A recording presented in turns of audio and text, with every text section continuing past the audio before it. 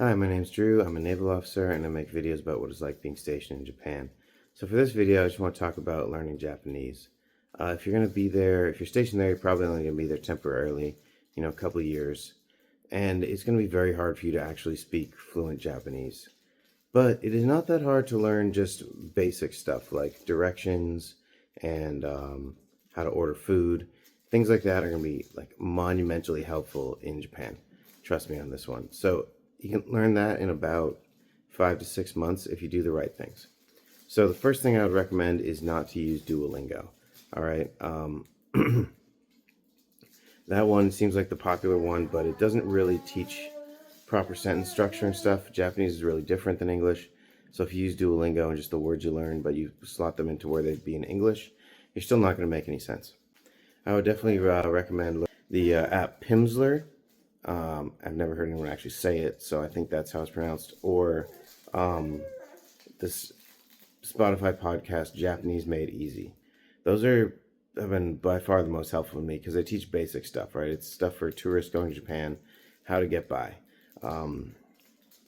They're really pretty good. But the second part of it is you have to practice. You have to go out, you have to practice, and you have to try and talk to people in Japanese. Thing is, you're going to make a lot of mistakes, all right? And that's normal at first. At first, you're going to be going like, and they're just going to look at you funny. Then they're going to start to realize you're trying to speak Japanese, and they're going to say, "Oh, Nihongo jozu desu ne," which means your Japanese is skilled, isn't it? And if they're saying that, it means your Japanese is not good. All right, it's like the "oh, you're cute" type thing. But once they actually, once you actually can be understood in Japanese, they're going to start speaking back to you in Japanese, and you're going to have no idea what the hell they're saying. That's okay. Trust me, you're getting your point across, and then you can do some charades and stuff to figure out what they're trying to say. But there's just a couple things about Japanese. Like Japanese is spoken at a very certain tempo. So like certain words, if you draw out a syllable or two, mean a totally different word.